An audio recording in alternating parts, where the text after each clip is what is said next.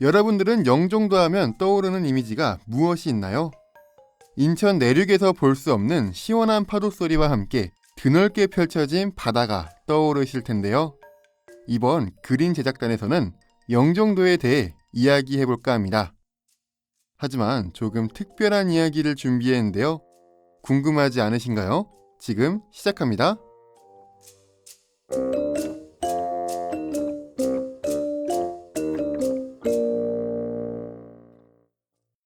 청취자 여러분 안녕하세요. 그린 제작단 정성용입니다.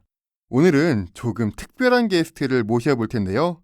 인천에 거주하고 있는 유진님을 모셔보겠습니다. 안녕하세요. 이번에 그린 제작단 콘텐츠에 같이 참여하게 된 정유진입니다. 성룡님과 함께 인천의 다양한 이야기를 나눠보도록 하겠습니다. 그래서 성룡님, 오늘 준비한 소식은 무엇인가요? 오늘 준비한 소식은 영종도에 대한 이야기를 해볼 텐데요. 저희가 그린 제작단이다 보니 영종도 생태 환경에 대해 이야기해보려고 합니다. 유진님은 영종도가 여러 개 섬이었다는 것을 알고 계셨나요? 어렴풋이 들은 적이 있는 것 같아요. 인천국제공항을 만들기 위해서 여러 개의 섬을 하나로 만들었다는 정도로 알고 있습니다. 맞습니다.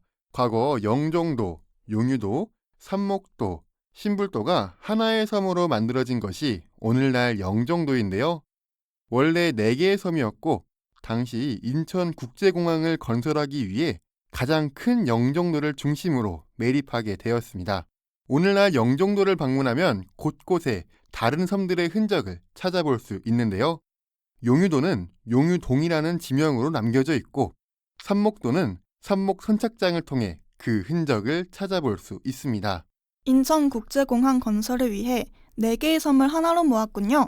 궁금한 게 국제공항을 짓기 위해 다양한 후보지가 있었다고 알고 있습니다.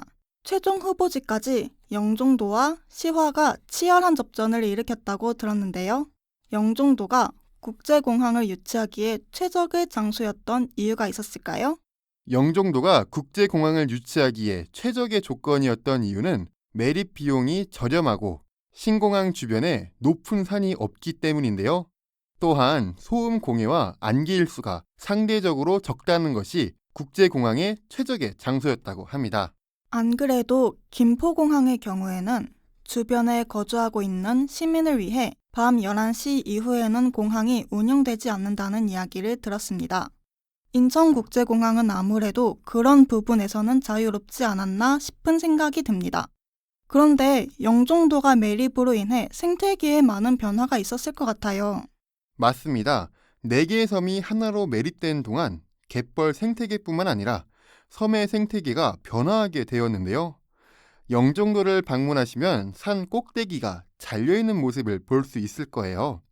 이러한 이유는 인천국제공항을 건설하기 위해 산을 깎고 깎은 흙을 활용해 매립했기 때문인데요. 환경 피해를 최소화하기 위해 노력했다고는 하지만 육상 및 해상 생태계의 훼손을 피할 수는 없었습니다.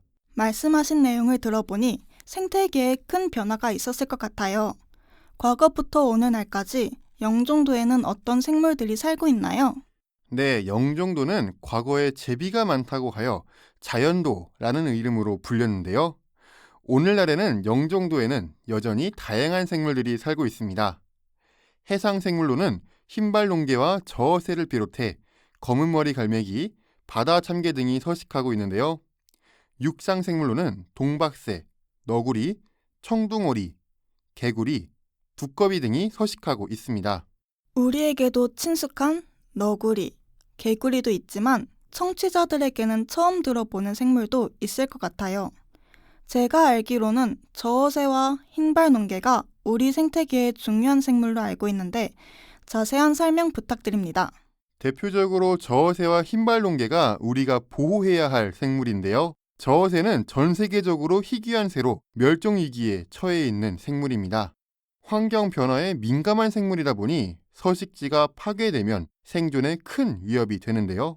흰발농개도 마찬가지로 영종도의 서식지가 줄어들면서 개체수가 감소하고 있어 이들의 서식지를 보존하고 복원하는 노력이 필요한 상황입니다.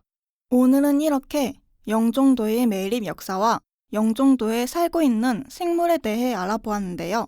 이번 콘텐츠에서 성룡 씨가 전하고 싶은 메시지가 있다고요?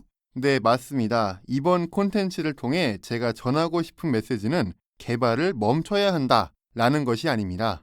오히려 개발을 멈춘 것보다 개발을 진행하되 자연과 공존하는 것이 더 중요하다고 생각합니다. 우리가 목표로 해야 할 것은 자연을 파괴하지 않고 지속 가능한 방법으로 개발을 추진하는 것입니다. 이번에 영종도 생태계를 알아보면서 많은 분들이 이 지역의 환경과 생물에 대해 관심을 가지게 되셨으면 좋겠습니다. 관심을 가지고 지켜보는 것만으로도 큰 도움이 되는데요. 우리가 자연과 생태계를 지키기 위해 할 수 있는 작은 관심이 모여 큰 변화를 만들 수 있습니다. 좋은 말씀 감사합니다. 이제 마칠 시간이 되었는데요. 저는 인천 시청자 미디어 센터 그린 제작단 정유진, 저는 정성용이었습니다. 함께해 주신 청취자 여러분 감사합니다.